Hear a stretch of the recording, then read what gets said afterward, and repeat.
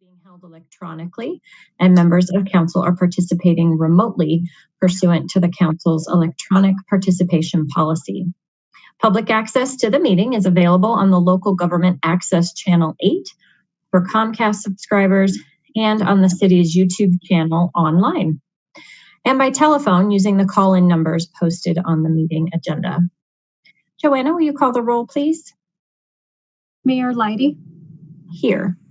Mayor Pro Tem Wolford will be absent. Councilmember Witkovich? Here. Councilmember Peterson? Here. Councilmember Downing? Here. Councilmember Brown? Here. Councilmember Goff? Here. Councilmember Duran-Malika? Here. Councilmember Escobar? Here. Thank you. Okay, thank you. So we have 3 items on our study session agenda item tonight. The first one is Dolly Parton's Imagination Library, the Westminster Rotary Regional Partnership. City Manager Geyer, would you like to introduce this item? Thank you, Mayor Leidy. We're pleased to have Roger Gudenkauf, did I say it right, Roger? Close enough. With us this evening from the Westminster Rotary. He, along with his colleagues within the Rotary, are making presentations to cities such as ours to receive support to participate in the Dolly Parton Imagination Library. And this request, Councilmember Duran-Malika had actually brought this forward several months ago, but we had difficulty really connecting with a member of the Rotary. So Roger got connected with Debbie Tuttle in economic development, and we spoke with him recently, and he's going to share a presentation with you tonight that has just shifted to more of a regional focus and ask. So you do have an updated PowerPoint in your packet that Joanna added today, a PowerPoint that now includes financial figures based on population compared to the previous figures that were included.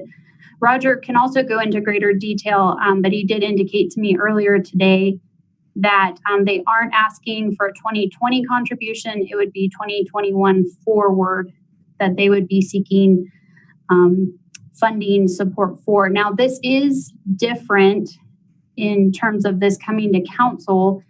This isn't going through the OAF process because it's a multi-year commitment that's part of an overall regional collaboration with other cities, but there's not necessarily an IGA tied to it. So a little bit different, but I just wanted to point that out in case any of you are have that question in the back of your minds, why it's not going through OAF. So with that, I'll turn it over to Roger and we'll dive into the presentation this evening. Thanks. And I think, Meredith, are you going to? Well, I'm hoping to. I wasn't sure if anyone. Oh, it just loaded. That was a big file, so it was taking a little bit of a time. So I will share my screen, and we will be ready to go. All right. Hey, super. So I'll go through this fairly fast because you all have copies of it and what have you, and then you can ask questions afterwards. But so basically, what we've been involved with Imagination Library now since 2012, and we'll go into that, but we're just looking to see, can we be the first county to get all the kids participating in Imagination Library? I'm ready to read. Now this one here is a video, and probably... I have the video link. Would you like to show it now? Yes, please. Okay.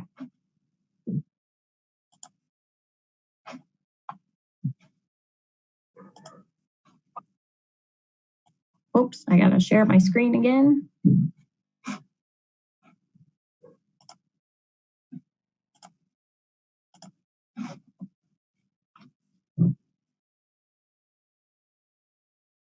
I want to double check. Yeah, here we go.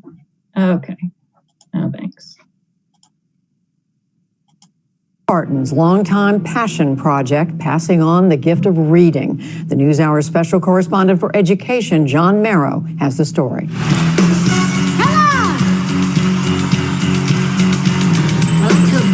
Getting started in the kitchen, pour myself a cup of ambition. Most of you are probably familiar with Dolly Parton, but to some, Parton is more than a country music star. Everywhere I go, the kids call me the book lady. She wants to read it now. The book lady? It's not surprising to these children. I love reading books. Reading is my favorite thing. My favorite was Tortoise and the Hare. No, David, and David goes back to school. Where did the books come from? Dolly Parton. Dolly Parton sent me the books. In 1996, Dolly Parton created what she calls the Imagination Library to send free books to homes like this one.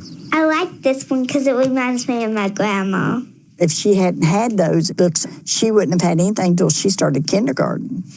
Madeline and her great-grandmother, May Lee Barker, live in Pigeon Forge, Tennessee. Maddie was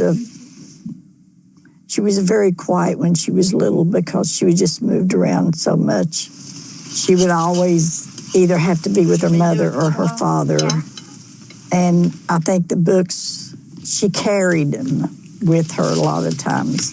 I mean, that was hers. She had something that she could call hers. The little girl has a great imagination like me. She thinks of a monster. It's a green monster right here. And the granny tells her not to worry. We send these books to them in their little name, with their name on it.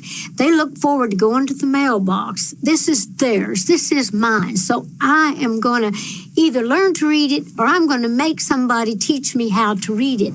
It all starts here at birth. At this hospital in her hometown of Sevier County, Tennessee, every newborn gets a free book. I've been here 3.5 years at LeConte in the labor and delivery, and I have given probably 500 books to new moms. Laughed and laughed at Families in Sevier County can also sign up at the library. Each child receives 60 free books, one every month until age 5. It really started out as a very personal thing for me, and it was originally just meant for the folks in my home county because of my dad. There were not books in our house growing up, and my dad could not read nor write. It was a very crippling thing for him. My daddy was such a brilliant man. What started in one rural Tennessee county 17 years ago has spread to 1,400 communities across the United States, England, and Canada. Each affiliate raises money to pay for books and mailing, $2 each. The Imagination Library takes care of the rest, right here where it all began. Our belief was that oftentimes the most powerful things are the most simple things. David Dotson is president of the Dollywood Foundation. This international organization, with a $20 million budget, produces and distributes almost 700,000 books a month. I think what we are about is the emotional tie to books. That if children love something, they will continue to do it. Puff, puff, chug, chug with the little blue engine. Both of the girls are excellent readers, just ahead of where they should be in reading. Pick which one you want to read. I think it makes a big difference when you have this huge library of books. There's so much to choose from. I don't know that we would be able to afford to buy all of those books for our children. And it's nice to know that we don't have to make that decision. We don't have to choose between a book and something else for the kids. That just comes to our mailbox. Then you look to the right and then to the left. The value of reading to children is well documented. Kids who have books in their homes and are read to regularly are more likely to succeed in school. We can definitely always tell if a child's been read to at home. Their vocabularies are so much larger. Rebecca Smock teaches pre-K at Pigeon Forge Elementary School. Tools, but what do you use with a hammer? To nail. Nails, that's right. I think if you see that literacy is a big deal at their house, then they're going to they just kind of embrace that more when they come to school. They're ready for it. Where's he sleeping? In the flower. In the flower. Back through the years, I go wandering once again.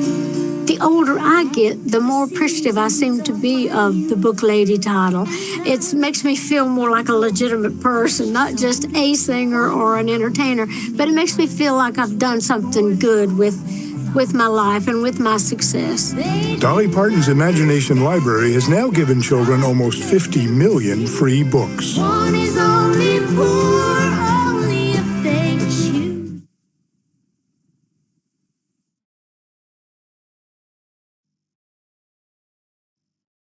So that video is probably 8 years old. She sends out, I don't know how many million books a month right now, and she's at 150 million that they've sent out.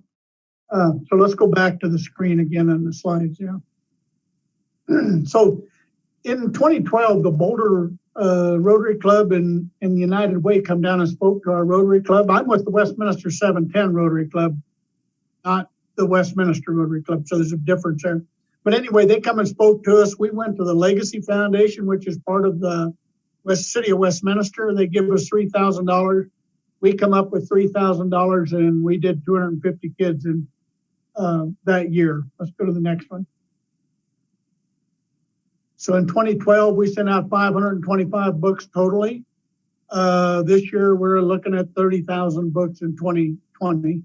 And of course, we're looking to send out 50,000 books in 2021. So you can kind of see the growth. So who we're using, and this is probably one of the most impressive videos or slides in the thing, but we feel we are reaching the kids in South Adams County that do not have books in their houses because of the organizations we're working with. And one of them is Child Find Adams 12, ECPAC, Early Childhood Partnership, Adams County, Foster Care of Adams County, CASA of Adams and Broomfield.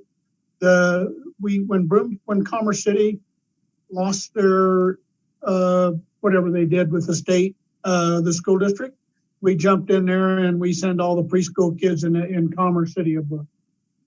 We work with the Westminster Library. That's who we started our program with. And then the Growing Home is a homeless food bank that they have in Westminster 50 School District. And then this year we sent out to, this is kind of neat, to 20 homeless families in Westminster 50. And Hope House is an organization started over in Arvada for teenage moms. And then we also work with Adams County Social Services. So these people are the ones that, these are the books we're sending out now. Next. So the students in Adams County, these are just figures, so everybody, you kind of get a feel, but this is the amount of students that we right now have in Adams County, and it goes from Adams 12 to has 38,000 to where Brighton has 19. And so you can kind of just get a feel for it. We just put these figures together so we kind of come up with some percentages. Go to the next one. And this is the amount of 0 to 5-year-olds in each of these areas. So we are working with all the school districts in this situation, and you'll see from our funding thing. And this is so everybody kind of gets a feel of how many kids 0 to 5 are in their school district. And these are taken on stats that we've got from the Board of Education. Let's go to the next. Yeah, these are figures that Dolly was talking about in that presentation. You know, 61% of low-income families have no books at all in their homes for their children. Go ahead to the next one, because you guys all have these slides so you can look at them more and go into more depth. The children's in low-income families lack essential one-on-one reading time. We know that. So we hope by getting books into their houses, they are ready to read when they reach kindergarten. Go to the next one. And the most successful way to improve reading achievement in low-income children is to increase their access to print. One of the reasons that I really got involved with it way back in 2012 is I live right south of Waterworld, and a lot of the kids in our neighborhood, their parents don't speak English. And so I was hoping that when they get these books, starting at 0 and 1 and 2 years old, that the parents would also learn to speak English along with learning how to read. That was one of my big incentives when I first got involved with it with the Rotary Club. Let's go to the next one. And the only behavior measure that correlates significantly with reading scores is the number of books in the home. And again, if you pick this up, every book that goes out comes addressed to that child's name. And we feel this is so important, so that if you had triplets, we said we sign up all 3 of them, and they all 3 get a book in their name. So that we really, as our Rotary Club, really feel the importance of that being in a child's name. Okay, the next one. So Dolly Parton, when she started her program, the state of Tennessee got behind that, and they matched funds in the whole state of Tennessee. I think they started that in about 2014, and they matched the funds so that every kid in the state would get a book. Well, Jeff Bridges and Jack Tate are senators that went to Nashville for a meeting, and Dolly did a presentation there. They come back and introduced the bill, and I believe, bear in mind, all this happened in the middle of COVID. So in March, me and Gary Cooper, who was the Rotary, we went down and spoke to the Senate Education Committee. And on July 10th, Governor Polis signed a bill that the state will match the funds of the Imagination Library. Now, that don't mean that that's going to happen. If the money is there, they're going to match it. They have the State Board of Education has approved or asked the Senate or the state to use the $500,000 of the marijuana fund to fund this program. And as of right now, that looks like that could happen, and we could have as much as $700,000 this year for the Imagination Library. So let's go to the next one. So this is the funding presentations. And now, as far as the cities are concerned, forget about what's in 2020. The reason this stays this way is the fact that school districts go from July to July. So when we're talking to the school districts, they will still be looking at that 2020 figure. And then next year, when they do the July to July, they'll be the 2021. But the cities all go from January to January. And so this is the figures that we're looking for now in the cities. And Debbie was super with this, because we're trying to move this at such a pace to get this to happen in Adams County that when we put the figures together, we had all the cities given the same amount. And when we talked about that at the Rotary Club, we went back and adjusted all that on population of cities in Adams County. And this is what we're reacting for now. Oh my God. All right. Surely I'll get it. Sorry. Technology. That's okay. So this is kind of, and again, you have this now as the latest figure, but forget about that, the 2020 figures, and it would be the 2021 figures that we're looking for. This year, just so you know, last year, our Rotary Club put in $50,000 to make this thing happen. We did fundraising and what have you. Now we're asking all the Rotary Clubs to get involved with it. We're asking Adams County to get really involved with it. And this is all in a process as we go, okay? Unless you have questions, let's go on to the next one. Can I ask a quick question, Roger? Is on this slide, is there a typo in? Yes, there is. That's corrected okay. Now. That's corrected. That's 15,000. That's what I thought. I was like, that's a strange. Yeah, that was kind of a break for them. I picked it up this afternoon when I'm looking at it. Oh my gosh. So yeah, that's being corrected. Okay, thanks. So every contributor. And so what would happen when Northglenn says, hey, we're behind this and we'll do it. One is to support the kids in the area. But we would probably go to a couple of the libraries in the city of Thornton that you'd pick I hate to say how to do this. You would choose where to have a couple people that would sign up kids at the library. And once they start signing up, they would every month, like today, we send an email out to everybody that we have as users that are putting people in, and all of them could put in 50 new kids today for this month. So as long as the funding happens, that's when we keep giving. It costs us $25 per kid per year to do a book. So that's how that would be working. We would it takes us about 5 minutes, 10 minutes at the max to get somebody really trained on how to use it. She has the most phenomenal system there is. It just really, it's so easy and so easy to do right over the phone. So it's been a very easy COVID program. So let's go to the next one. And the maximum Bailey books is every month we send out a thing and say, this is how many, a note to all the users that say, this is how many you can add this month.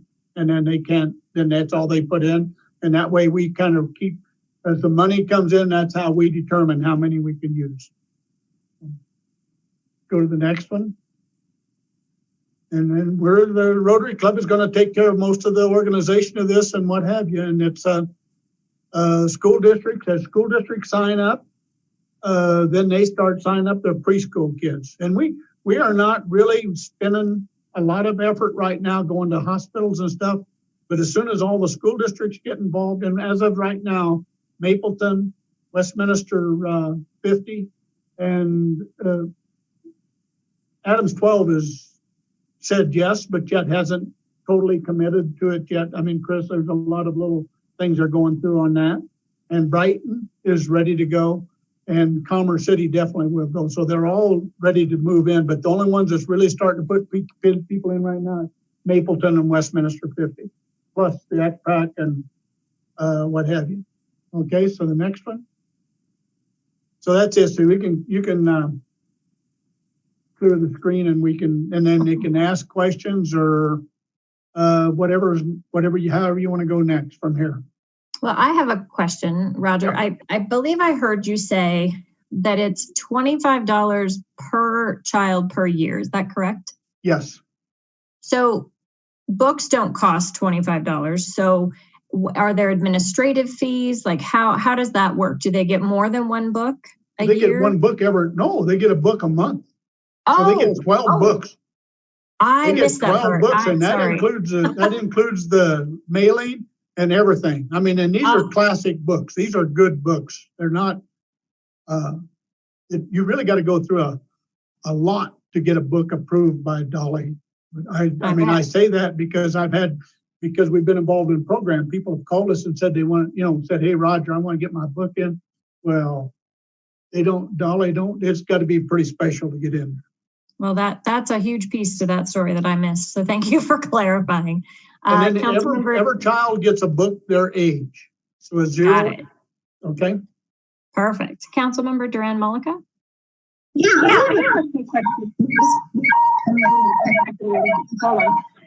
little bit of feedback. Not sure why I'm not sure. You have your phone on and your computer. Yeah, is your phone on too? Yeah. Oh, wait, I muted you, but now I can still hear you. So go ahead. Okay, there we go. I had 2 lines. Okay, got it. Yeah. Sorry. Quick question for you. How many organizations throughout Adams County, cities, you mentioned the school districts already. How many people have already signed on to this initiative? Right now, you mean as organizations? Yeah. So like have any other cities?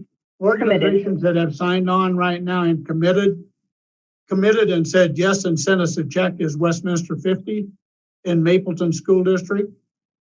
The city of Westminster has said yes, but has committed, but hasn't said yes, I guess, in the same way with Adams 12 School District.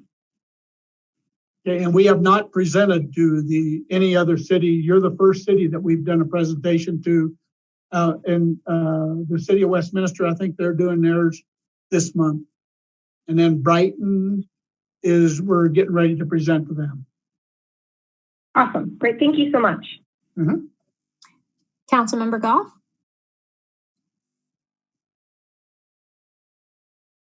Sorry, having a little trouble here tonight. Okay, I have a couple of questions. The first one is, you said that I think you said that if we signed up, that the city of Northglenn would pick a library or 2 that would be like a point of contact for signing students up. Is that correct? Yes. Now we don't actually have a public library in Northglenn, so I'm not sure how that. Well, we would figure out a preschool or something that you could sign. And just so you know, as of right now, there's 123 kids in the city of Northglenn that's getting a book right now from us. Okay, so it could be a school librarian then. You're saying definitely could. It could be the school library. Yeah. Okay, and then my other question is kind of just came from Council Member Mullica's question is if Adams 12 does sign up and Northglenn signs up, I mean, wouldn't we be overlapping students? We got 37,000 kids to reach. So there's no overlap. So kids don't. There's no qualification for the kids. It's just any.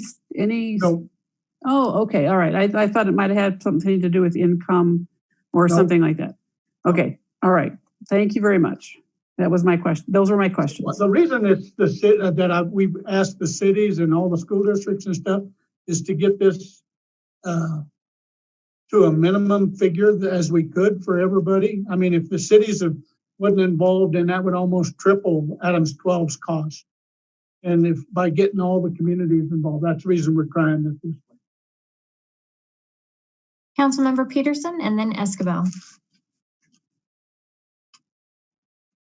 Thank you, Mayor. Roger, thanks so much for being here, and thank you for the work you do. This is incredible, and I'm a full supporter, although I don't like books very much.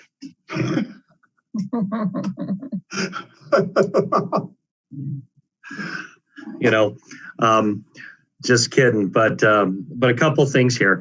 So if we were to do this, and are you soliciting money from Adams County as well? Yep. And so if we were to do this with an allocation from Northglenn dollars, would there be a way of ensuring that our expenditure prioritizes Northglenn families? No. Okay. And I say that from the standpoint is we're trying to make this we've done this up, you know, our Rotary Club is in the city of Westminster, and we're sending out 130 books to Northglenn right now, and that has nothing to do with our Rotary. So we're trying to reach as many kids as we can. And I understand a kid is a kid is a kid, and a possession of a book is such a great thing. But just curious about that, and related a little bit to Councilwoman Goff's question on potential overlap. Second question, and this is also a question for you and then a hypothetical question for council, is you're asking for a multi-year commitment and expenditure. Is that correct? Yes. What would be the problem with doing this only on an annual basis? Then I have to send an email to all these kids and say, hey, we don't have the funding this year and you won't get a book. No, what I mean for like 2023 and as we see there in the chart. Right. If we're only going to send out as many books as we have funding for. Okay. And all then right. And that's what I've had to take it on my back, and I will send an email out. They've all got my name. Every kid that gets a book, and I have to send an email out and say, hey, we no longer have funds, and this is what we can no longer do the books. Okay. Well, I would be favor just, of this. I think it's a great thing. I would be in favor of this. I would be a little bit more comfortable with doing this on an annual or biannual basis, as opposed to an extended year commitment, not knowing, even though this is a small dollar amount compared to many of our other expenditures. But I do love what you're doing and would favor doing it in the way, if council agrees, would be the best way moving forward. Thank you. Thank you. Councilmember Escobar. Thank you, Mayor. Thank you, Roger. Thank you for doing this. I couldn't imagine sending out that many emails, whether it was 2021 or 2023. I wouldn't want to do that. And I support this completely. I guess this is not meant to be criticism, but it's meant to be helpful. So I noticed that on your slide presentations, you had dates of 1996, 1998, and 2000. If you could either not include the dates and just make the comment or update them to current dates, I think it would help your presentation. And considering we're the first to receive your presentation, That's why I think it would be helpful. It's not meant as a criticism, but as a help. Okay, thank you. Thank you. Thank you, Mayor. Thank you. Councilmember Brown? I'd like to thank Councilwoman Mullica for bringing it forward and really pushing it. I think it's a great idea, Roger. And I think the fact that you already are servicing some kids in Northglenn and we've not contributed anything, I think that's a great testament to the, each kid gets one with the money that you have. I'm totally for this, but I do have a question for you. When you're projecting the cost out by year, what kind of formula did you use? Did you use population increase? Because that's quite an increase between 2021 and 23. We do 2005, I think it's $2,500 it went up, but then in 2023, it goes up quite a bit from your presentation. Well, we're hoping so there's nothing systematically about anything I do or we do. Okay. We're trying to come up with the figure. And again, our goal is that all 37,000 kids, receive a book every month. And what a position we would be in that we could go to the hospitals and say, when a baby's born, we can get a book out to them. But then we commit to 5 years. So when that baby signs up, then I'm either going to have to send them an email out that we don't have the funds or we do it. But so the projection, and then also we don't know quite how the state is going to react to this and how much funds the state they're going to give us. So we're still working with that. But it's the funds that chart kind of shows that we would, I think our budget at the end of, as this goes in, would all be almost $1 million a year to get every child in Adams County a book. I think my only problem is that, first of all, I love numbers. And the fact that there's nothing behind it as to what's increasing it, average population or something like that. But I do get that you want to spread out and extend who's getting the books. Right. I am good with it.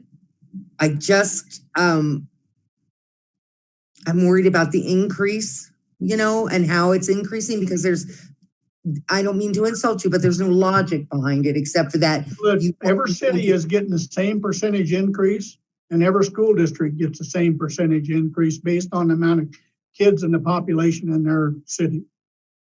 Right. And that's if the population stayed flat. And it's just on today's population.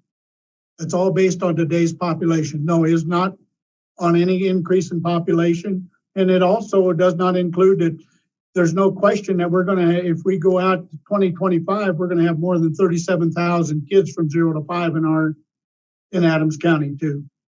So I'm sorry that I didn't catch that. This is a multi-year engagement out to 2025. Well, this goes forever. I mean, this has got to be until then maybe all of us groups come up with a way that we can come up with a fundraiser to raise $500,000 every year and take this off, whether it's a big golf tournament or what have you. I don't know. But as of right now, this is forever, as long as we have 0 to 5 kids in our neighborhoods. I don't think that we can sign. I'm now, Randall, I'm kind of going to you, with what you had said. I don't think we can sign my preference would only be to sign a 3-year agreement. And then at 3 years, look at it, get some more statistics behind it. And then sign again for another 3 years. And then again and again. And it doesn't have to be 3 years. It can be 4 years. And I understand that you have to do your budgeting and everything. And I get that. But I don't think that the city, because some of us aren't going to be here. You know what I mean? It's a budget influx that increases in a way that I can't quantify it. I know what you're saying, but I can't quantify it. I do agree with the process. I'd like to talk a little bit more about the length of the agreement that you would like from us. I would like to give it to you for the rest of forever, but I can't think of any contract that goes forever. And what is... Let me go back a little bit on this, Becky. We do not even have a contract. you guys say that this is what you're going to do, and then we're going to send you an invoice, and you send us a check, and then you turn around in 2022, we're going to send Heather an email and saying, okay, we're ready, or can we invoice you for this amount? And she said, you guys say yes or no, and we invoice you for it, and you send us a check. There's no contract at all on any of this. It's a joint effort in our total community to make and see where we can go with it. And that's, and you're right. And maybe we look at this in 3 years and say, well, Thornton's increased by 40% and Northglenn stayed the same. Well, then that percentage is all changed at that time. I mean, Debbie brought this up and we've made that change and have it ready for us and running right now. So, and see, that's one of my concerns, Roger, because we are landlocked, and we are having a younger population. And I mean, our average age has been 33 since I moved here 25 years ago. But I do understand that. But my fear is Thornton grows at 5 times the pace of us. And we're open to change that next year. If you felt, say, hey, you did it this year, now can you change them figures next year? So basically what you want is every 3 years rather than every year. But yes, we can take them percentages anytime we need to. Well, we can look at it. I mean, you're going to invoice us every year, and I didn't stop to think about that component of it. But I'm good. I'd like to hear what the other council people have to say, before we lay down what we're doing. So I will be quiet from now on, Roger. Thank you for looking at Cambria's roller skates.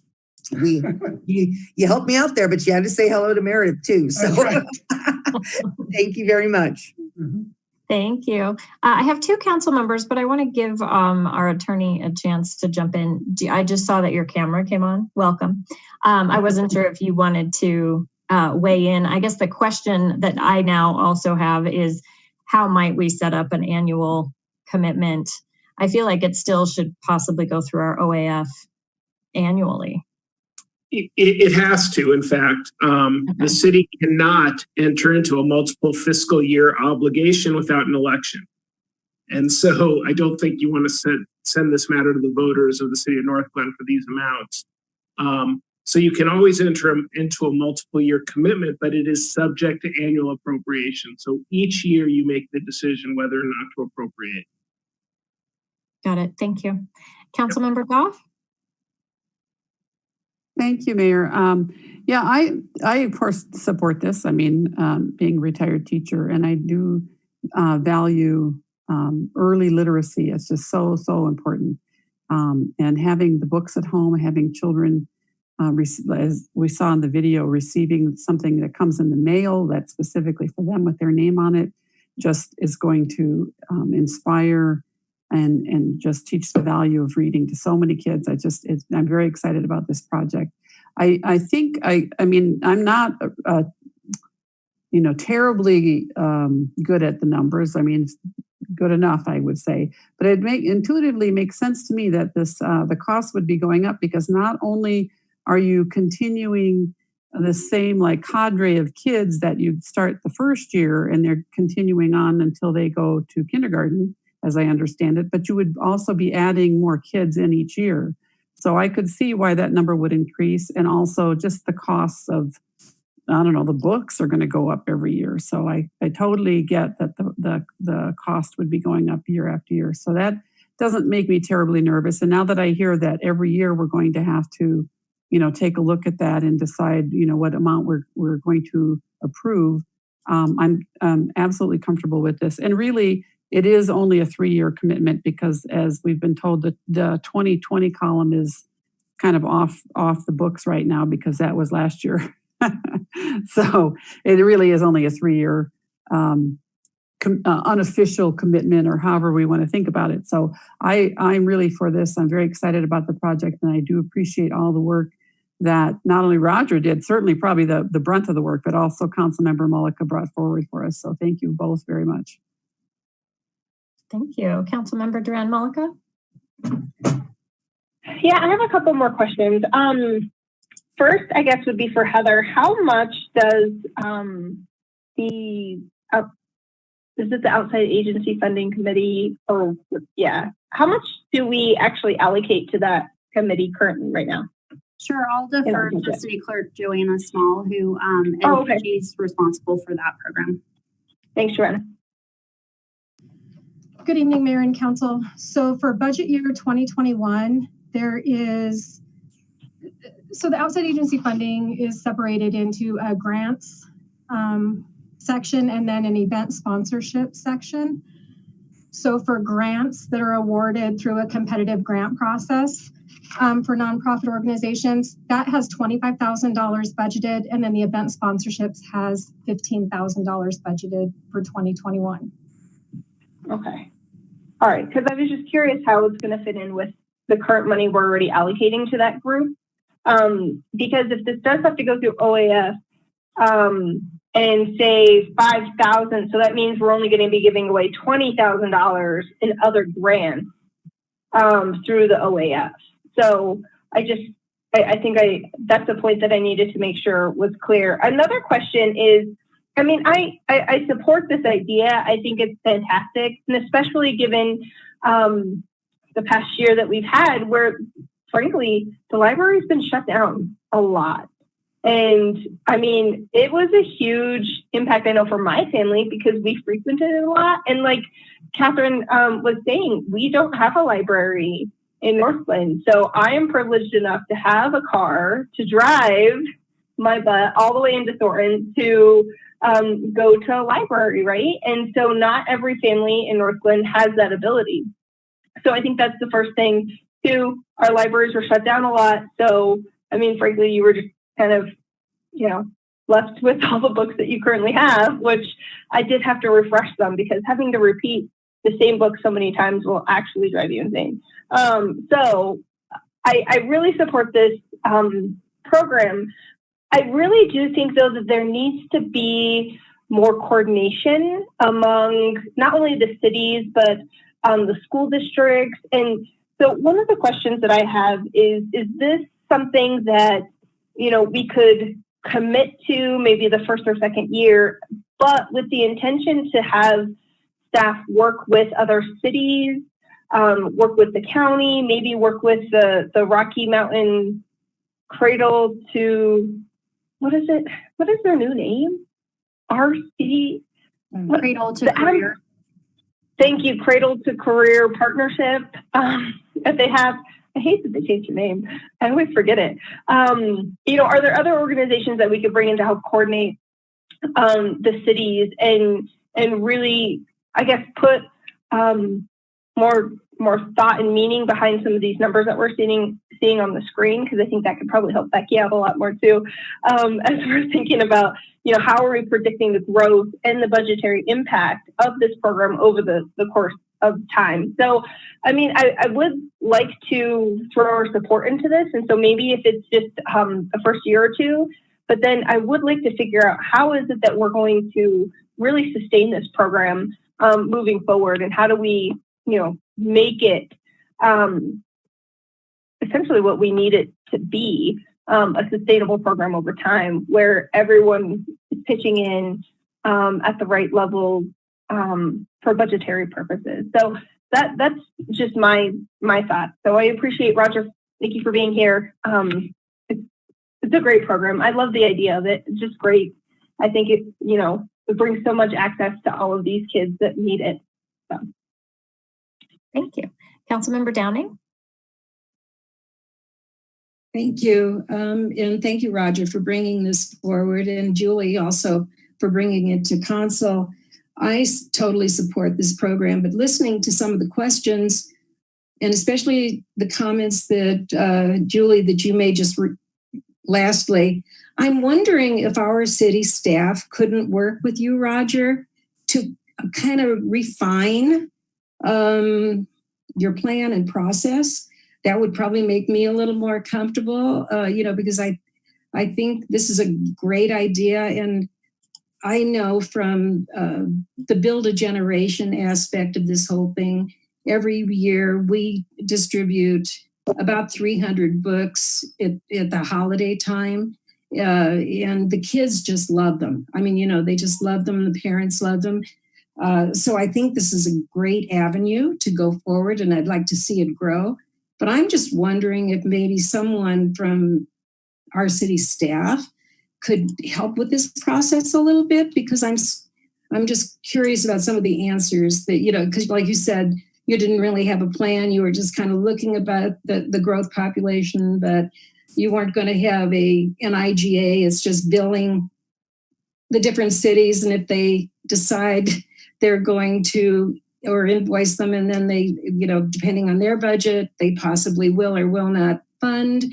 It just, to me, there's a lot of questions. It's not that I don't support this, because I do, but I'm just thinking that maybe Heather, I don't know if you would even be interested in sitting down with Roger, or maybe Roger would even be interested in talking to staff and working out a refined plan. I mean, this is kind of I'm just very concerned about it. Heather, do you want to speak? Let me try to answer a few of the questions. Okay. One is, we're Rotary is all volunteer people. We have absolutely, Denver has the same thing going on. They have 1,000 kids and they have a full-time paid staff member. This is all done with volunteers. And today I got 4 phone calls of people that have heard, because when we sign up for a program, so like, let's say Northglenn wanted to put this program in the city of Northglenn and have Imagination Library. When you set up your affiliation, you say that you're okay with these zip codes, so that anybody in them zip codes that contact Imagination Library, they say, well, fill it out and we'll send it to the city of Northglenn, and the city of Northglenn will pay. We'll do it. Well, when we committed to this program for Adams County, I committed to all the zip codes in Adams County. And so today alone, I got 3 phone calls and added 5 kids to the program. So I think what you're asking for, and I could see this maybe coming in the future, of us setting up a group in the whole Adams County of how do we make this happen, and how do we build a finance this and what have you. Our goal now is there's 11,000, we send out 2,000 books a month, and there's only 11,000 sent out in the whole state of Colorado. So we're almost 20%. But our goal was to get this fired up so that we could have 4,000 kids getting a book by July 1st. So when the state funded that, they would fund for 4,000 kids per month next year. Well, we're going to get our share of that funding. Now, maybe that's being selfish and what have you, but so that was our goal, and that's what we definitely have the money committed that we will be at 4,000 books by July 1st. Now, what I would do if I was, after listening to you tonight, I would think that once the city said yes, that we would go to all of the elementary school preschools in Adams County, in Northglenn, and have them start signing up their preschool kids. And you would have, you will have up to 500 kids in there by July 1. Definitely is not what you would be able to do on your own with the money that you're put in, but it'll be something that we'd be able to do as a group. I hear what you're saying, Joyce, and I think that may be something in the future. But again, maybe but then that cuts down what you put your fund in. You guys send us some money, and then we have to pay a staff member to do all this. That's a whole different ball game again, and the coordinating it and meetings and what have you. So we'll keep it on the back of the burner. But I can say right now, we definitely, when you guys say yes, I'll be working with Heather on how do we get who's going to be users in the city of Northglenn, and how do we get as many kids signed up as we can. And that's who we would deal with each month. Thanks, Roger. I hope that wasn't like I'm not interested type thing or what have you.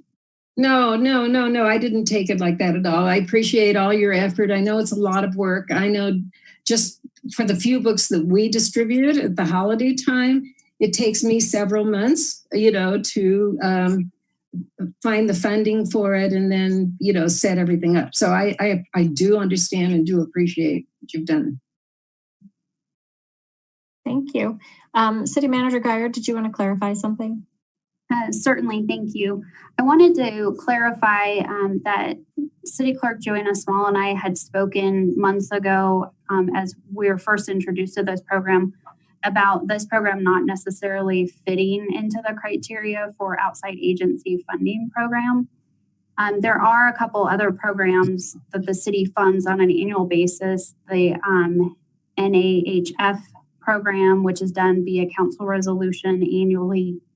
And then the city's agreement with the Historic Preservation Commission for Stonehawker. So council has options, and it sounds like Roger's open to being flexible and figuring out how to better formalize the program with us. So a couple of thoughts for council's consideration. We could put together a letter of agreement like what we did with the Colorado Legal Services program when we did that pilot program and we had missed the window of opportunity for the IGA.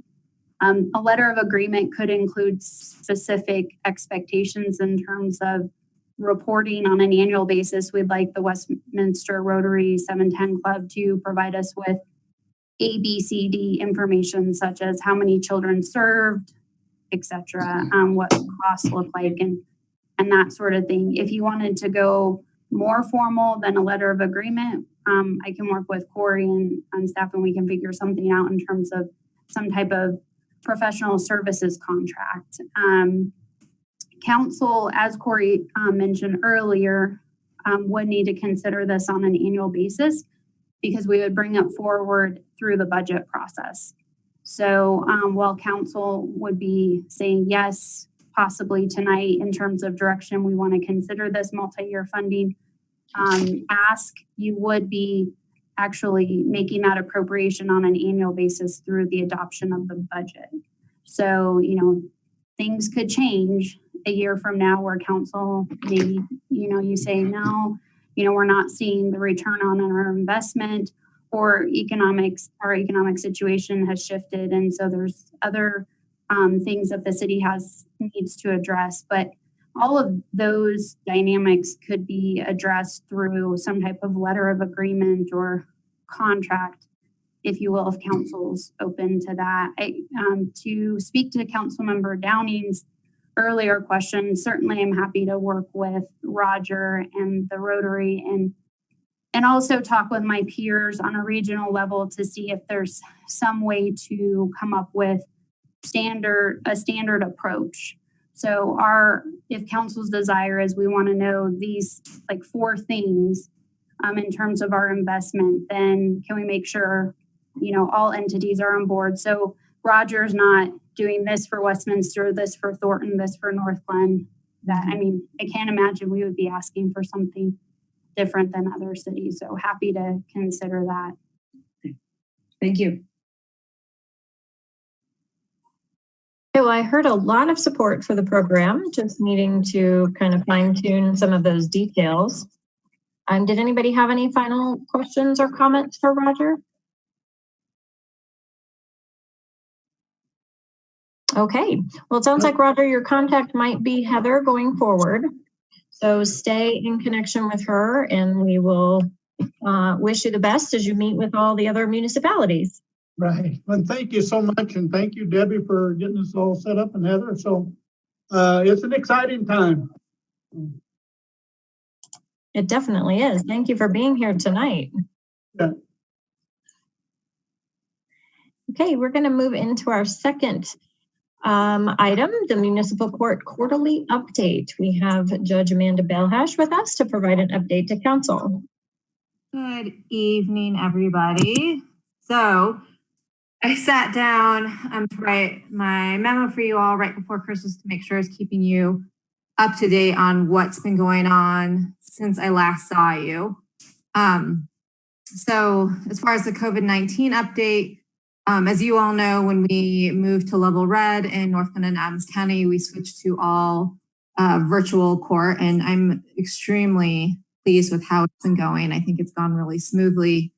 We were able to work out the kinks. It's a lot of, when people call in for a Ring Central call all at once, it's a lot of volume for the check-in clerk to manage, but she, the clerk that got tasked with that has really done phenomenal. I think as far as individuals who are appearing in court, they seem to be patient and understanding how the system works. So I've been very pleased with that. We've updated some paperwork. We have an amazing data system called Full Court that we use that has the capability of being electronic. And so now we're kind of baby stepping it that way. We've created some forms that the prosecutor can use, and then she uploads it, and then I look at it. So I think streamlining that process has gone really well. We've updated the webpage to have information for the public, and just updating kind of etiquette and procedures for virtual court. Now that we're moving back to level orange, we'll have to revisit with the rest of the court clerks and Tammy and the prosecutor about what our plan is. I think the good news about us moving to a less restrictive, even if we keep our dockets virtual, we can start having some in-person trials, which is kind of, because there are people, if a defendant has a right to have an in-person trial, so that will kind of help get some cases that have been kind of waiting for us to be able to resume. And then I think that one of the biggest things was in October, we were able to hold a jury trial successfully with the COVID-19 social distancing requirements. I had the opportunity to speak to 3 jurors that were selected for that trial after court, because my main concern was, did they feel safe? Did they feel like the proper precautions were put in place for their safety? And I got positive feedback from all of them. So I was really pleased to hear that. As far as, I also wanted to update council about my view of the social justice movement against systemic racism, and my view that the court plays in that, and what we can do, what I can do in Northglenn to help change that. So after the Colorado Municipal Judges Association conference in September, when the CMJ decided to draft a statement on race and inequity, I thought it was important that I draft one for the city. And so I attached that for you all to review. I also think that acknowledging that racism in our justice system exists isn't enough, that as a judge, as a judicial officer, I have an obligation to make sure that I am not contributing to that. So I've made a commitment to myself, and it will be part of my goal when I'm looking at my annual reviews, to make sure that I'm consistently participating in diversity and implicit bias training. And so I was able to attend that training, Miramar on the Wall, Who's the Least Biased of Us All. And I feel really fortunate because City Manager Geyer has included me and looped me in to trainings that the city is putting on. And so it's been really helpful to have lots of information to raise awareness for myself and to make sure that my practices are best and I'm not contributing to that. And then the final thing I wanted to update you all on is, as you all know, Jessica Hulse is an amazing human and has just done such incredible work with, and kind of what I really had envisioned when I got to Northglenn is, how do we work with these kind of what I call frequent flyer defendants in the municipal court system? How do we give them the support that they need in order for them to live the life that they want to live in a law-abiding way where they're not negatively impacting their community? And her skill set and her flexibility, I think has made an incredible difference. You know, she's meeting individuals in the field. She's getting them bus passes. This, you know, my anecdotal story is one of the clients, I just wanted him to get an ID, right? And I wanted him to get hooked up with services, and I couldn't tell, you know, what his needs were or what he wanted. And Jessica was able to connect with him and help him navigate that. I think what also has been interesting is she's willing to work with code violations. I don't know what Tom Carlson's official title is, but he's like the lead of the code officers. And he, in a couple of cases, he's asked if I could have Jessica work with some code cases, because some of our chronic code violators, it's not willful disobedience, right? It's lack of resources, lack of understanding. And so she is working with 2 people with code violations. one of them was more of a voluntary basis, and I don't know if she's been able to connect with that individual. I don't know if he was open to it, but another woman, she has really connected with her and is helping her navigate things that are so often overwhelming to individuals. Their license is suspended because they just have fines kind of outstanding from everywhere, or how to just let their voice be heard because they just don't know how to do it because they don't know how to advocate for themselves. And so she's been able to help people navigate the system and at least let their voice be heard. So that's my update. I have a lot, I feel. That's kind of my nutshell, but happy to take questions if there's anything else that anybody else wants to have questions about. Councilmember Brown. First of all, I want to echo everything that she said about Jessica, because she is a lifesaver, and I've sent many community members to her, and every single one of them tells how wonderful she is. Can you explain to me how, I'm sorry, Judge, can you please explain to me how fines are paid now? What do you mean? If the person in court has a fine that they have to pay, and it's all virtual, before when they go out the court and pay the fine. Yes. So the person can pay online. We have our drop box up in front of the building, and we've put envelopes and pens out there so people can drop in the drop box. People can mail it in, and then because it's a police station, the doors aren't physically locked. And so if somebody comes in, we don't advertise it, but we'll accept payment if somebody comes in. Okay. Have you noticed a decline in people being able to pay the fines, or is that not something you would know? We have not. I haven't seen that yet. That's definitely data that we can run. I haven't noticed a huge change one way or the other. What I can tell you is our very first all virtual court session, we had 75% of the people show up for the docket, which is higher than normal. So I think we are getting more people showing up for court than we were before. And we can continue to look at that data as we go along. Something that I was talking about with the clerks and Tammy was, it'll be interesting to see if we actually wind up getting more people paying. Because when I end the session with them, I say, you have your traffic fine, you can pay it. If you go to the northglenn.org website and navigate to the court website, you can make a payment right there online. And so I'm wondering if, because people can do that right online, if it will get more people paying. I'm not sure we'll see. As you all know, a lot of people are really struggling right now because of job loss as a result of the pandemic. That was my data yet. Yeah, that was my concern. Over the 4th of July, or it wasn't the 4th of July, it was New Year's. It sounded like the 4th of July over here. My neighbors across the street, down the street, it's all over, were concerned about the firework fines. And we are still instituting those and not reducing them, right? Because that's what I said.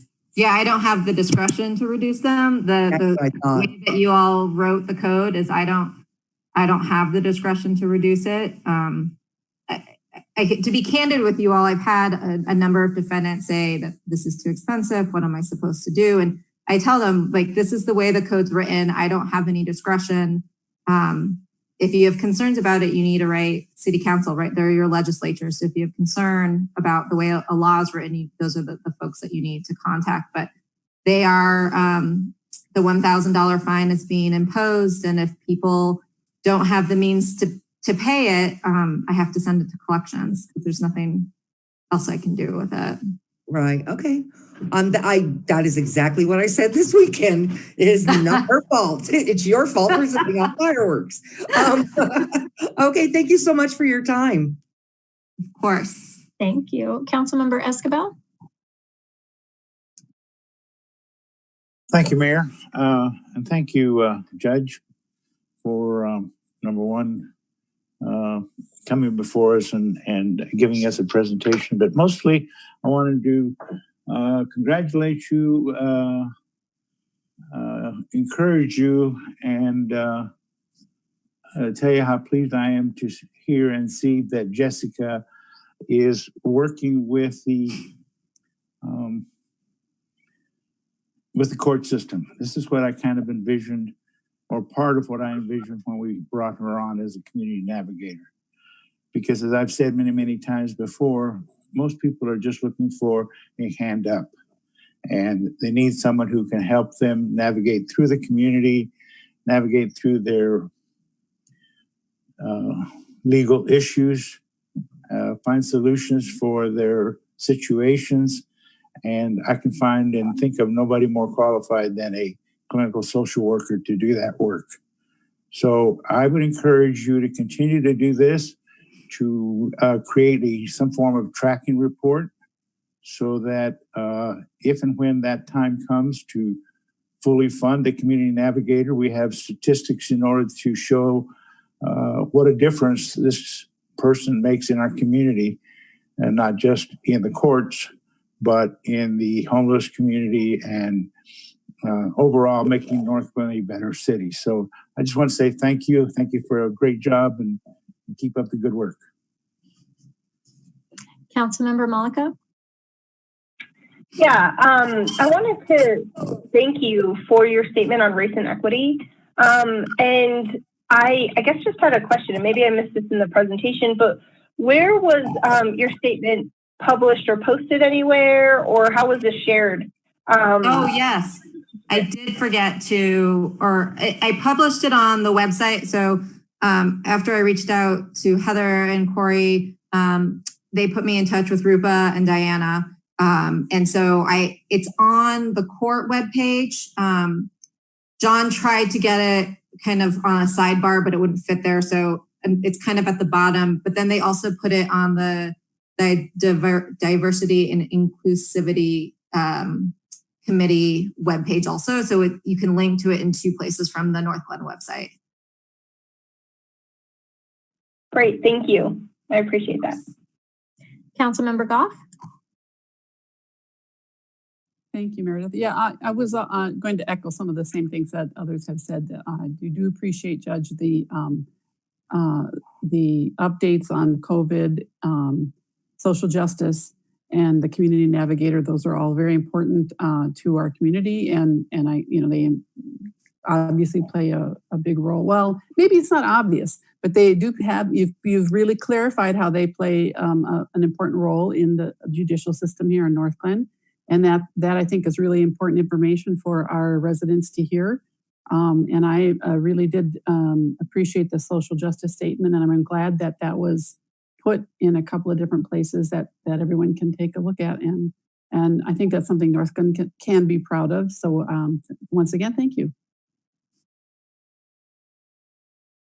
Thank you. Yes, and I would echo exactly everything that Councilmember Goff just said. And also Councilmember Esquivel, I really appreciate that partnership with our community navigator, and I was very moved by your statement, and I appreciated that you attended that class. And it's fantastic. So thank you for being here for the update. My pleasure. Does anybody else want to weigh in or say anything to our judge before we let her go? No? Well, Happy New Year. Thank you so much. Happy New Year. I'll see you guys later this month. Okay. All right. We are moving into our third item of the evening, water resources update. We have our environmental manager, Tammy Moon, with us tonight. Hi, Tammy. How are you? Good evening, Mayor. I'm wonderful. How are you all today? Good. Good. I will pull up your presentation. Fantastic. And we'll be ready to go. All right, the floor is yours. Awesome. So, Mayor and council members, thank you very much for indulging me here this evening.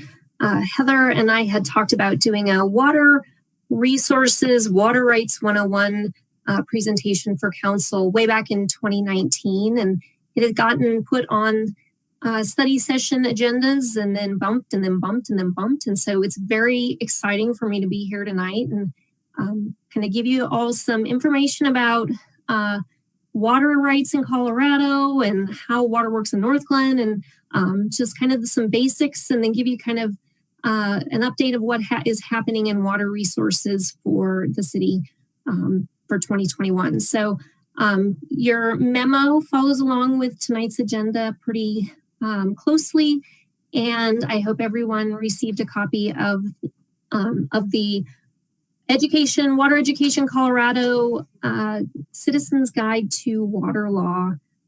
It's a great resource, and we hand that out when we're meeting with residents and talking about water and water rights in Colorado. It's a great resource. So if you have any time to peruse through that, I encourage you to do so. It's a great resource. So with that, I will, our agenda tonight, I'm going to just give you some water law, kind of Water 101 information about Northglenn and Colorado water, and then we'll talk about things that are projects that are coming up, water court cases, and kind of some of the water conservation and supply actions that are going to be occurring during 2021. So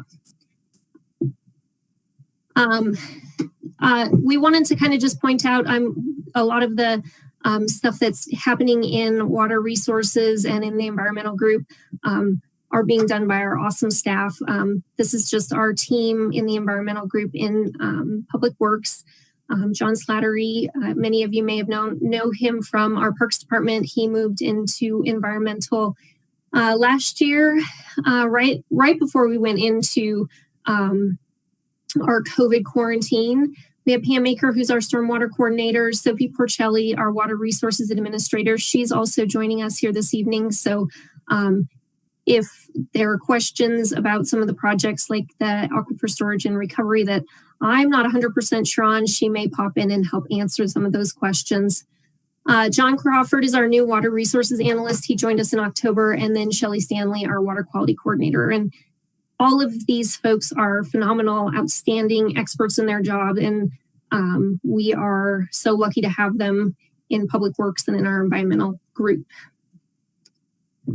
So I'm going to start with just a little bit of Colorado water law basics, because when I talk to you a lot of times about water rights and our water court process, I feel like maybe I'm kind of saying a lot of words that can be confusing, and there's a lot of jargon that goes along with water resources and water rights. So I thought it might be helpful to kind of help you understand what I'm talking about, so that when I come to you, or when Sophie comes to you with a presentation or information about water resources, it makes a little more sense.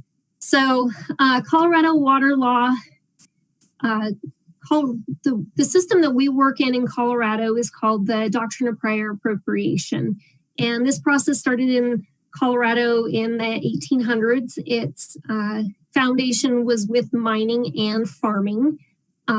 Before the Doctrine of Prior Appropriation, Colorado used the Riparian Doctrine, which is used mostly in states on the east part of the country, east of the Missouri River, and it works really well in places where there's a lot of water. The Riparian Doctrine basically says that if you have water on your property or that abuts your property, you can use it so long as nobody else downstream or sharing that same water right is, or that water source is injured. They don't have water court or water decrees.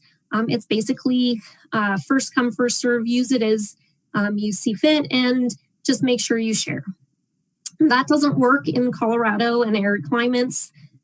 So in the 1800s, when miners and farmers were fighting for water here in California, a new system had to be created. And so that's where the Doctrine of Prior Appropriation comes from. And we a lot of times say it's first in time. It's called first in time, first in right. Basically, the person or farmer or municipality that was there first gets their water first, and then everybody else comes after. It seems it's very fair, and it has a very nice court process that, while complicated, really allows for equal allocation of water rights and ensures that water users throughout the state aren't harmed by other people using water rights. The Colorado water system is managed by two entities in the state, the Colorado Division of Water Resources and the Colorado Water Court. And in the state, both the Division of Water Resources and the Water Court are split into 6 different divisions, or 7 different divisions, excuse me, based on the major river basin that based on each of the major river basins. So in our case, in Northglenn's case, we are in Division 1. That's the South Platte Basin, because all of our water goes from Clear Creek into the South Platte Basin. And that Division of Water Resources Office and Water Court are located in Greeley. So everything that we do from the standpoint of managing our water rights is looked after by the Division of Water Resources and the Water Court in Greeley. So when we go to Water Court is, we have some Water Court cases, and it's a pretty lengthy, extensive process. The Water Court system allows each user to present their water right case and other users to object to how that water right is going to be used. And then it puts together at the end a decree, which is a legal document that tells the water user what their water right is, how much they have, how they can use it, where they can store it, and then creates an augmentation plan for how we return water back to the river based on that water right. So it's a long process. Most water court cases take many years to complete. In this case, in the case of some of Northglenn's water rights and water court cases, we've been dealing with our last church ditch change case took almost 8 years to complete. And we're now in the middle of our Stanley Lake change case, and that one is going on its 3rd year, and we probably have 2 more years of that water court case. So they're long, extensive water court cases. They take a lot of time and a lot of effort, but they're well worth it at the end to have a set decree and a set of rules and requirements for each water right. Now, if we don't like the water right, or we don't like how something happens in the water court case, we can appeal that. Water court appeals do not go to this state or the District Court of Appeals. They go directly to the Colorado Supreme Court and are heard through that court instead of going to the district courts, which in some cases makes things simpler. In other cases, it really does extend the time on how water court cases go through the process. Because water court and water law is so contentious in Colorado, the Supreme Court really is an important player in how water court cases are determined in the state of Colorado. Next. So I wanted to throw some helpful water resources terms out to help you better understand some of these words that we use a lot when we're giving presentations about water resources and water rights, because they can be confusing, and just to help better understand what we're talking about. So a water right is a quantity of water that is allocated through the water court. It has a designated place, time of use, location of storage, and quantity. It's all of those items are listed in a decree, and the decree is a legal document that water users can reference and are required by law in Colorado to follow. We have 2 ways of measuring water in water resources and in our little world of water deliveries. It's acre feet versus cubic feet per second. An acre foot is 1 foot of water over an acre of ground. It's about 370,000 gallons. We use acre feet to describe water in storage. Cubic feet per second is the amount of water in a cubic foot that moves, the distance that it moves in 1 second. We use cubic feet per second to measure water that's being moved down a river or stream or through a ditch. And the picture on that slide is a picture of a flume. That's a way that we measure water at in cubic feet per second in a ditch for deliveries. Acre feet and cubic feet per second are really very important for us to consider when we are looking at our water rights and how much water we actually have for supply and demand in the city on an annual basis. We also talk a lot about shares versus inches here in Northglenn. A share of water is very much like owning stock in a company. If you own a share of water in a ditch company, you have a legal right to that water. You technically own a portion of that company and its water right. You are a voting member of a voting, basically a stockholder like a corporation would have, except for instead of buying a portion of a company, you're buying water. An inch, on the other hand, is what we use and how we refer to water. In one ditch company in Northglenn particular, the Church Ditch Water Authority. An inch at one point in time was called a miner's inch, and it was a quantity of water that was allocated to miners using a standard size flume, and it gave them enough water to put 1 inch in the bottom of that flume. And that was great for miners and farmers back in the day. Today, an inch has nothing to do with miners and flumes. It simply is a quantity of water that is allocated to a contractual user, someone who has the right to use water, but doesn't have the same rights as a shareholder or a stockholder in a ditch company. There's no voting rights. There's no ability for an inch holder to participate in annual meetings or kind of the decision-making processes of a ditch company. They simply have the right to use the water. When we are talking about water rights, you may hear us use terms like senior and junior water rights.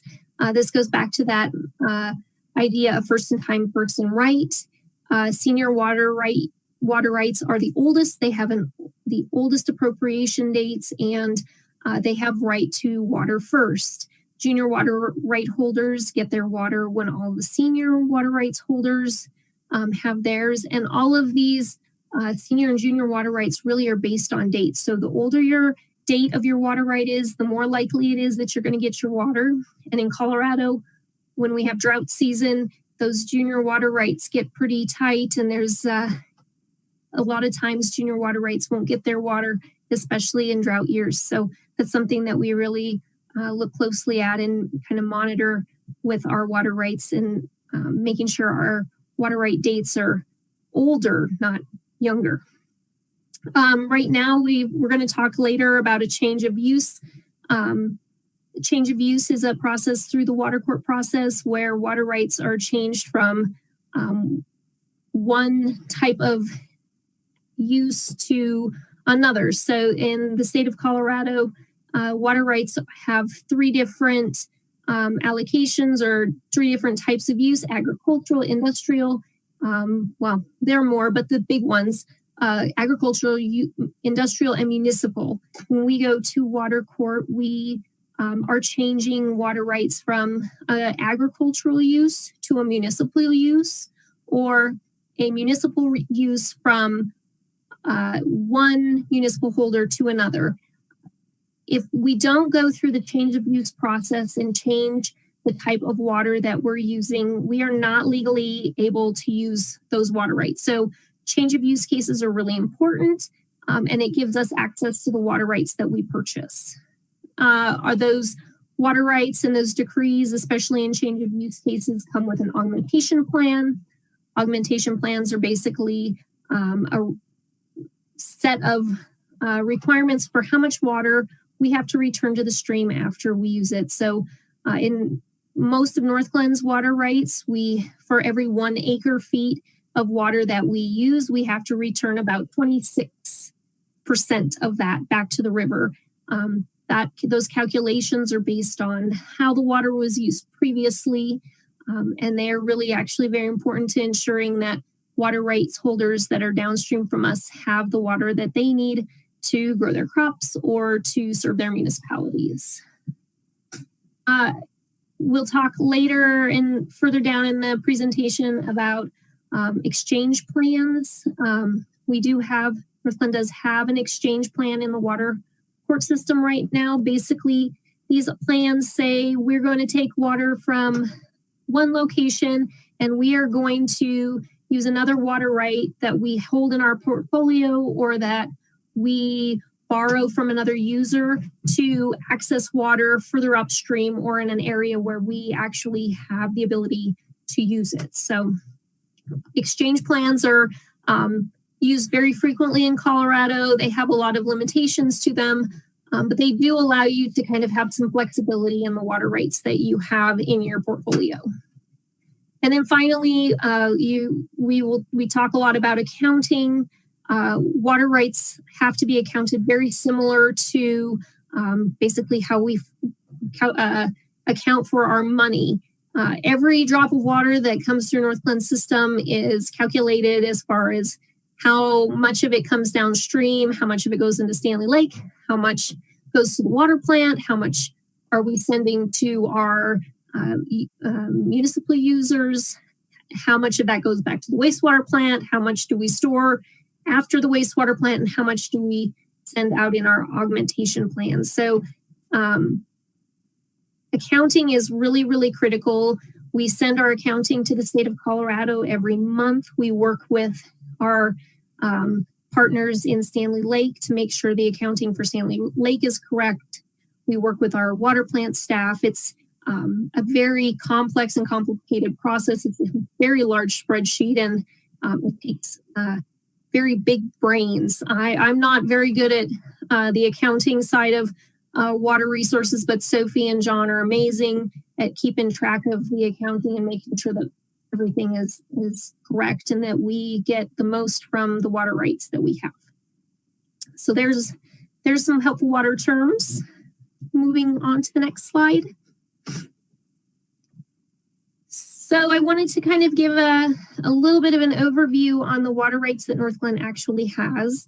In 1979, when the city decided to separate from the city of Northglenn or city of Thornton's utilities, water and wastewater utilities, and create their own water and wastewater utilities, we started to buy up a lot of available water rights in the FRICO system, in the church ditch system, so that we could start developing our own portfolio of water supply and actually be able to deliver water rights or water to our city's municipality or residents. So our initial bulk purchase of water rights we call our master decree. It's a very diverse decree, and it has water rights that include our FRICO of Stanley Lake chairs, church ditch inches, some shares along the South Platte River that we use for augmentation.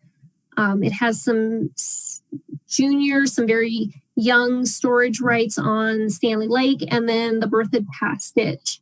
I wanted to kind of point out a couple things about church ditch and Berthoud Pass.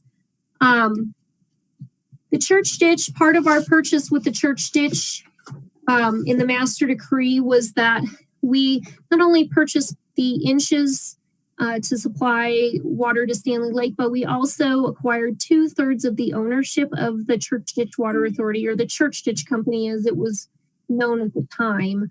Our 2/3, we share ownership of the Church Ditch Water Authority with the City of Westminster. When we bought the Church Ditch Water Authority, the other owner was the City of Broomfield. They sold their third share to Westminster in the 1980s. And so since that time, we have been working with the City of Westminster running the Church Ditch Water Authority. As the 2/3 majority share owner of the Church Ditch Company for a long time, the Church Ditch was kind of another division within our Public Works and Utilities Department. In 2015, we, as a Public Works Department and under direction of finance and with assistance from the City of Westminster, we did pull the church ditch staff and operations out of the City of Northglenn and kind of created a self-running ditch company. So now that ditch company runs independently of the city. It has 3 staff members. It has a balanced budget and is doing a great job. They come through and actually help the church ditch staff does work along the tuck behind Northglenn High School, and they're just it's become a really great asset for the city, and it's allowed Northglenn staff to work on Northglenn projects and have given a lot of much more focus on the church ditch to the church ditch staff, and that's really improved the operations of the Church Ditch Water Authority. The other kind of really important water right that we have and that we will be talking about, I think, a lot over the next few years is the berthed pass ditch. The berthed pass ditch, which is shown on that slide, that beautiful picture is the berthed pass ditch. It was a hand-dug ditch along the Continental Divide, along up on Berthed Pass, kind of in the same area where the ski resort used to be, for those of you who have lived here for a long time. It was hand-dug in 1909 and by Chinese and Irish laborers. It's a beautiful ditch. It takes water from the Colorado River Basin and moves it into the South Platte River Basin. It's considered a transbasin diversion, and transbasin diversions are very, very valuable. We don't have to pay any augmentation on those water rights, which means that we can use them from start to finish and never have to have any depletions because we're taking water out of one basin and moving it to another. So it's a super valuable water right for Northglenn. Unfortunately, the ditch in that up on the pass is in really poor repair through a lot of the sections of ditch. It's a maybe 3-mile long ditch total, and we only have about 1.5 miles of ditch actually available to us because it has fallen under such poor repair long before it became owned by Northglenn. And so we are looking at ways and considering how we open up those back sections of that ditch so we can acquire more water. But that's going to require a lot of capital improvement funds and planning and design. And so over the next 5-10 years, you'll probably hear about Berthed Pass ditch coming up for some CIP improvements. So that's kind of the basic of what Northglenn's main water rights are. FICO Stanley shares, church ditch, and the Berthed Pass. That's really where we get the bulk of the water to serve our municipality. Right now we have 3 major water court cases. And usually we have FBBG come and talk about our water court cases and where we're at right now. Our water court cases are kind of in a holding pattern like every other water court case or a lot of our legal system right now due to COVID. So not a whole lot of information to share regarding our water court cases. 18 CW 3007 is the Stanley Lake shares change of use. So this is about 600 shares of Stanley Lake water that we have been buying since the early 1980s that we are finally changing through the water court system from agricultural to municipal use. It's a pretty substantial chunk of our water rights that we can hold in Stanley Lake. And so when we finally get through this court case, we should have a nice chunk of additional water that we can actually use in our municipal system. We do have a substitute water supply plan for these water rights that allows us to use them while we're going through the court process. And something that we apply for every year. We're just really looking forward to getting that case done. It looks like we will be going to trial for that case sometime in the mid part of 2022. 18 CW 3159 is an augmentation plan for Crook Reservoir. A couple of years ago, we had the state come up and let us know that the water that we were storing in Crook Reservoir, we were storing without an augmentation plan or a water right. So this augmentation plan allows us to store water in Crook Reservoir without having to release it under the same rules that other stormwater detention facilities have to release water. So super important for maintaining Crook Reservoir and that great recreational amenity that's off of Huron. And then 19 CW 3108 is an exchange plan for some Stanley Lake water.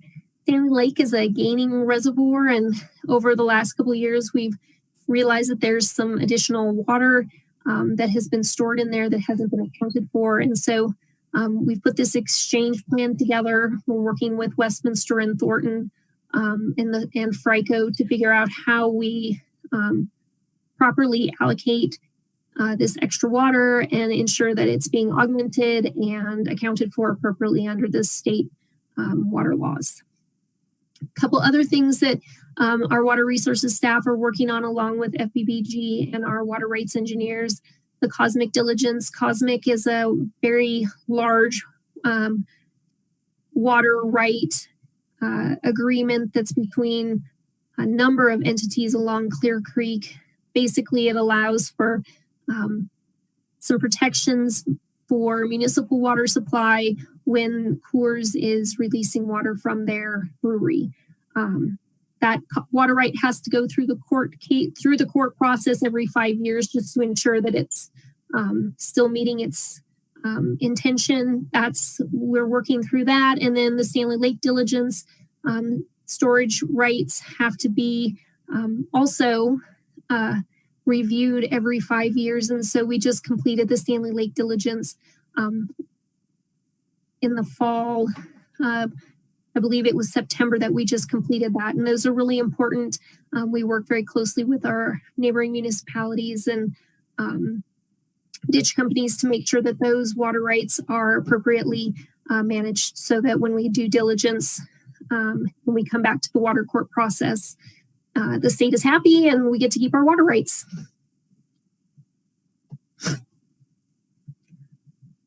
So our kind of want to go over some of the projects that water resources particularly, but also some of the other things that are coming along with the environmental division.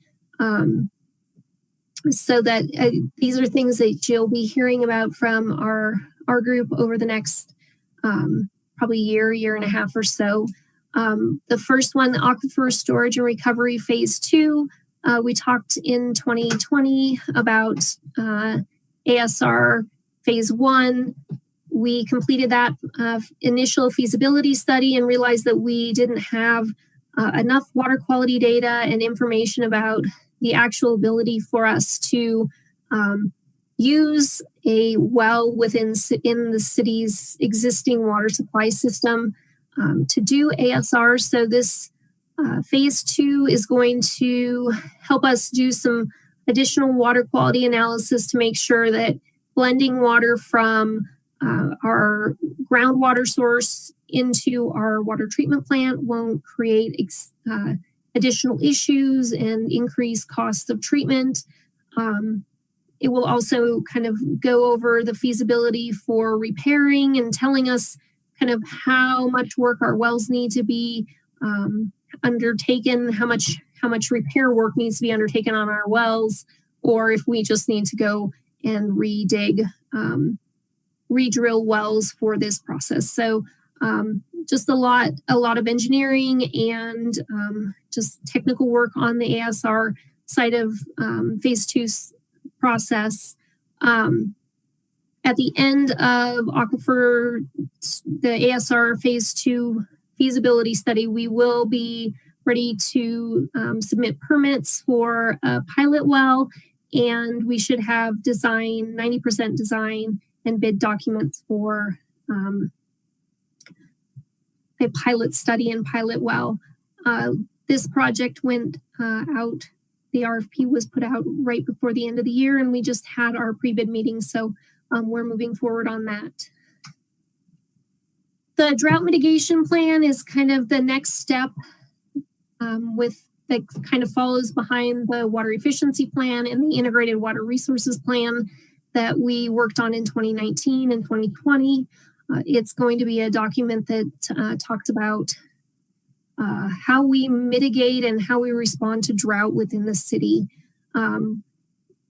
These are really important, especially now that we are coming into a year where our water supply looks like it's going to be slim. It's drought conditions right now look not great. So having a drought mitigation plan that gives us some direction as far as how we use our water supply, how we stage our drought response, how we implement water restrictions, how we implement things like our drought surcharges. This is all going to be looked at in the drought mitigation plan. We had considered using a consultant for this work. Fortunately, our environmental crew and water resources staff believe that they can do this all in-house. So a nice chunk of money saved there for environmental, but also allows us to get this plan done quickly. And we're hoping to have a drought mitigation plan in front of City Council before we come into the irrigation season for the summer, and really get a process put together so that we can have a consistent way of responding to drought and making sure that there's enough water in drought years for all of our residents, which is really important. And, I think saves in some of the confusion when we talk about drought and how we handle drought in the city. Bull Reservoir Pump Station, the pumps that are used to take water out of Bull Reservoir and send it out to our farmers for irrigation leases and for augmentation. That pump station is 40 years old and the pumps are declining. We have had 2 pumps that have failed and basically don't work. So we're in the process of finalizing design and getting that out to bid for the first of the year. We'll be redoing the whole pump station so that it's energy efficient, more and allows us some more flexibility in how we take water out of Bull Reservoir. Section 36 water supply. At this point in time, our wastewater plant has no,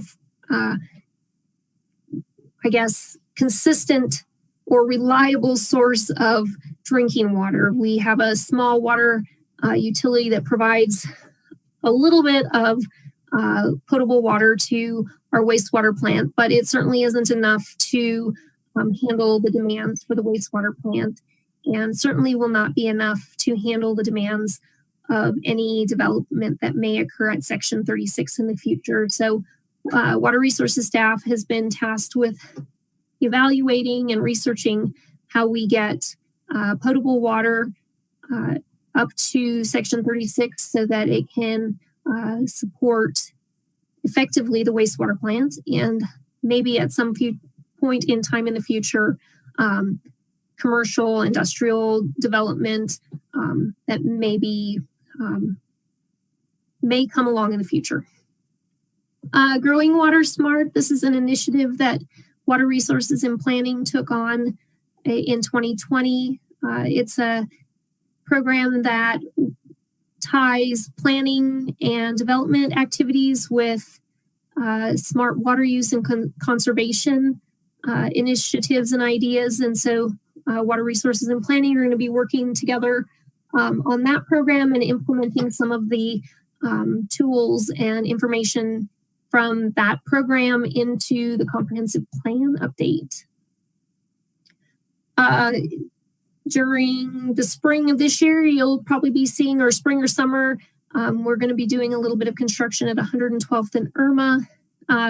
There's some stormwater management issues along that section of 112th, and so we're going to put in some curb and gutter and redivert the stormwater so that it's not flowing into people's backyards. So that's I think that's going to be a project that a lot of those residents along 112th between Irma and Larson, I think it is Larson, will really appreciate having that that water managed a little bit better.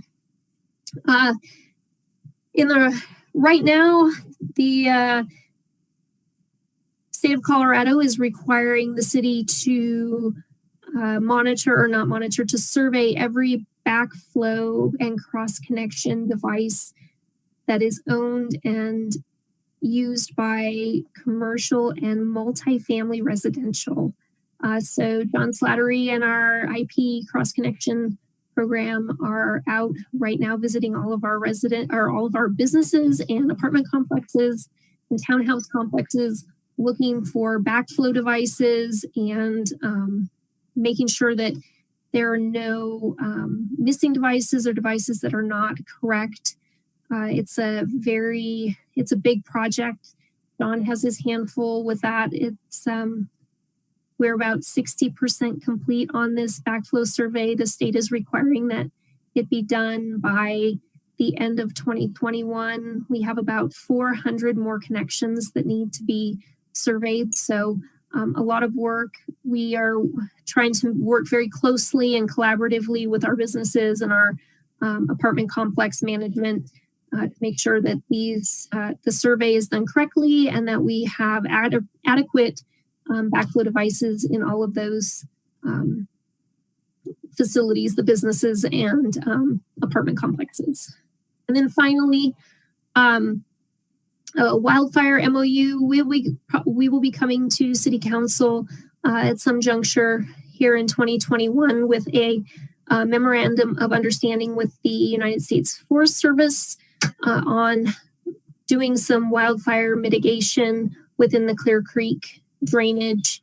The city has budgeted about $10,000 to help with wildfire projects to ensure that when there is a fire in the Clear Creek drainage, impacts to our water quality are minimal. So next slide, please. In the spring of 2020, I came to council with our water efficiency plan. The state did approve our water efficiency plan. It is now submitted and on file with the state and the Colorado Water Conservation Board, which is exciting, and we're really glad to have that done. But now it means it's time for us to work and our water resources staff to kind of jump into implementing some of those things that we put in our water efficiency plan. The first three things that we are going to be working on that will kind of give us a basis for everything else that we do for the water efficiency plan going forward. So water loss analysis, looking at how much water leaves our water plant, how much is used by our residents, and how much goes back to our wastewater plant to understand where we may be losing water within our aged infrastructure or with meters that may be leaking or those kind of things. Water loss analysis are really important for us to understand how we better manage CIPs for water line replacements and those sorts of things. So water loss analysis is the first thing we're going to start working on. We're also going to start looking at a water budget. Water budgeting is done parcel by parcel, and it looks at how much water is actually available for drinking water and irrigation based on what the land use is. It's a pretty complex process, but again, another step in that's going to be really important for helping us understand where our water is being used and how we can use it more efficiently. And then The last for 2021, the other big thing that we'll be working on for our water efficiency plan is some additional conservation rebates. For the most part, we are going to implement some rebates that can be applied to our businesses, and also we reducing the per gallon flush requirement for toilets. So more conservative toilets, and we want to kind of incentivize our businesses to be more conservative as well. So now on to the fun stuff. The next slide, if you could, Mayor. So I wanted to kind of give a water supply update because I think we're probably heading into a drought year, and I think it's a good idea for council to understand where we're at right now with water and our water supply and our water demand. The first graph that I'm showing you here is the total storage in Stanley Lake for the city of Northglenn. This is through December 31st, where our water rights and our water accounting is always about a month behind. So as at the end of November, we only have 71% of the average water supply stored in Stanley that we would expect to have.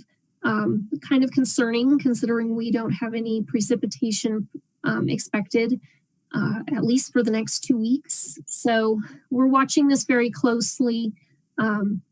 In 2006 and in 2002, water supply in Stanley Lake was really a strong indicator for us as far as water availability and drought conditions within the city. So we will keep watching our storage in Stanley Lake, and hopefully we'll get some good precipitation and we'll see that number bump up. Next slide.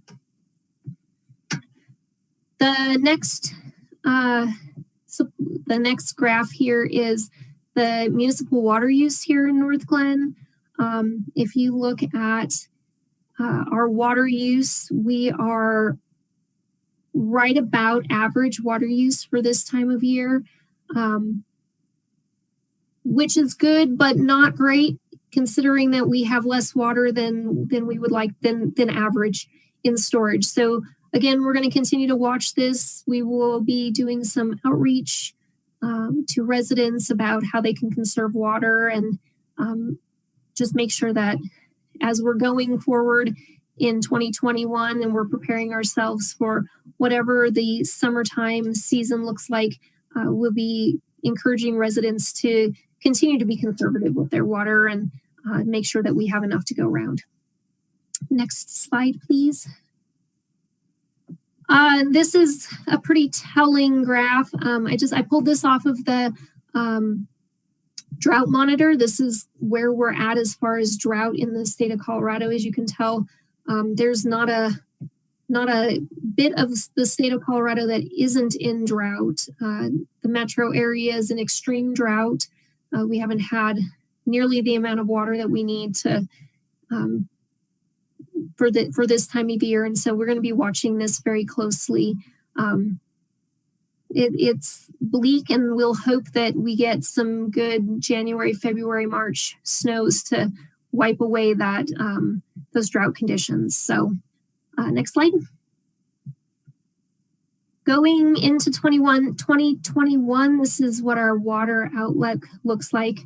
Water resources will be watching precipitation and temperature models provided by the National Weather Service and NOAA to kind of get an idea of what we can expect for precipitation. Right now, the United States is under La Nina conditions, which means that we're dry or drier than average. This can change if ocean temperatures and ocean currents change, but right now we are preparing for a dry winter and a dry summer. NOAA is predicting a warm, dry winter, so that gives us a little pause when it comes to where we're going to be in 2021 for the summertime. Water Resources is working on that drought mitigation plan so that if we do come into the summer season and we need to implement water restrictions and continue to use the waste of water ordinance. We have detailed direction and solid ways to determine drought staging and the need for things like drought surcharges and those sorts of things. So we're really working through that. The waste of water ordinance continues to be in effect. Our code enforcement folks have been doing a really good job of enforcing on that ordinance in the summertime and making sure that residents are aware of how they can use water better and kind of helping get that message out to residents about how to use water appropriately. And finally, when it comes to that consideration of drought and talking to residents about drought,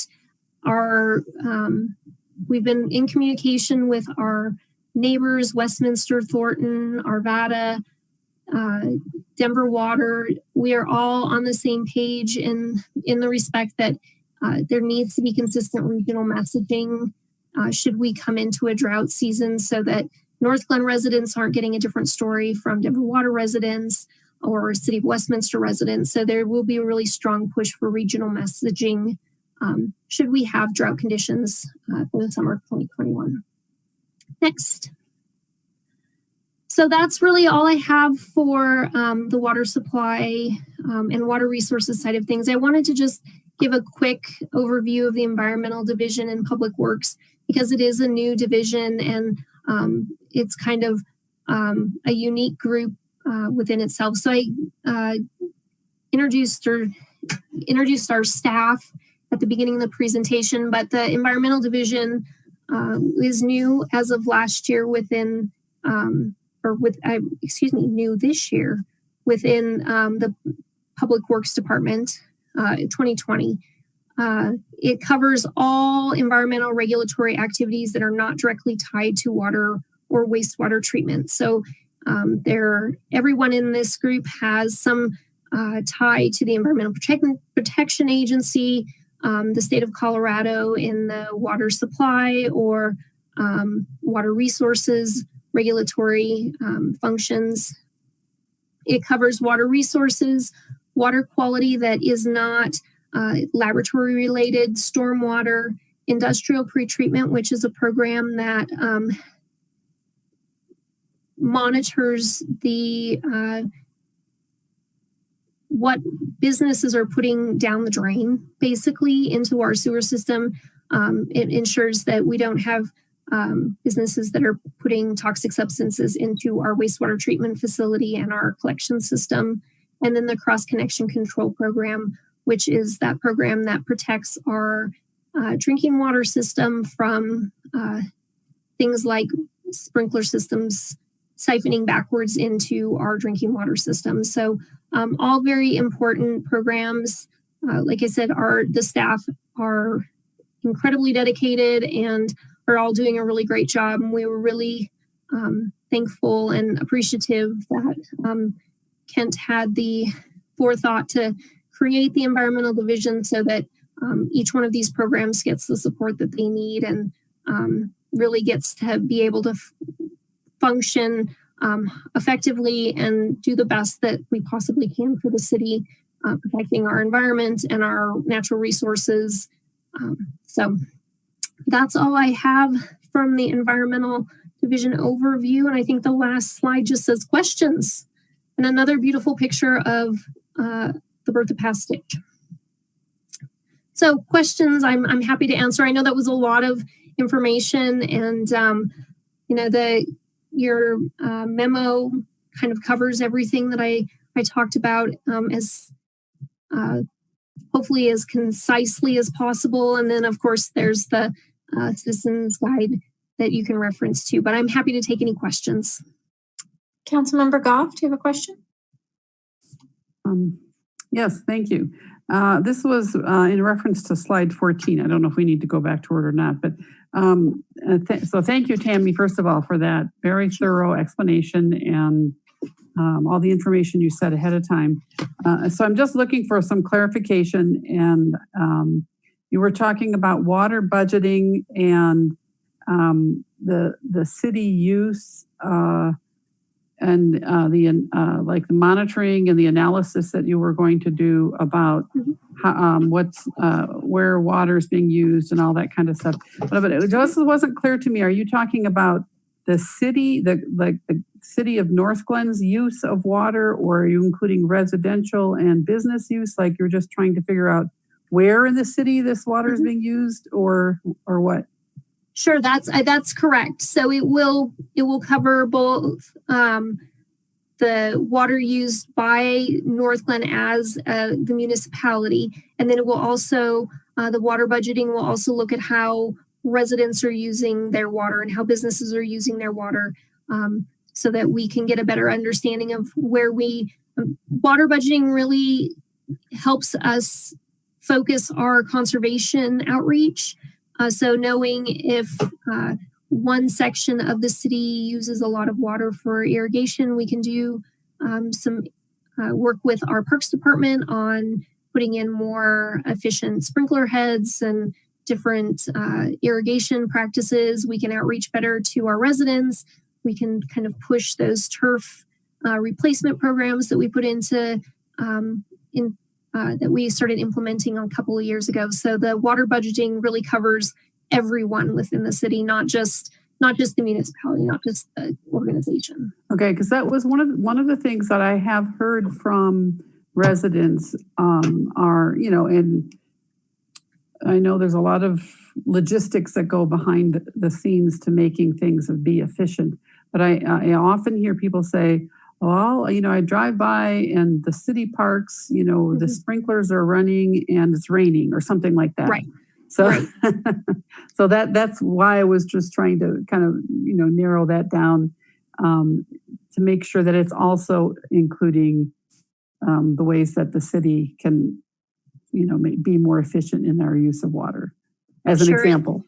Sure, and we do work closely, and we have been working closely with the Parks Department staff, and we have some opportunities to get some grants from the CWCB when there's more money available to kind of start upgrading the irrigation systems within our parks, so that we don't have that problem. It's a matter of age infrastructure there as well. So as we have money and the resources available, we're definitely working with parks to upgrade those systems. Okay. All right. Thank you very much. Sure. Councilmember Brown. Tammy, I just wanted to welcome you back and say hello. Hello. Water is just as exciting as it's been for the last, 5 years. But you did a really good job explaining everything. So thank you very much for taking the time out to go through that with us today.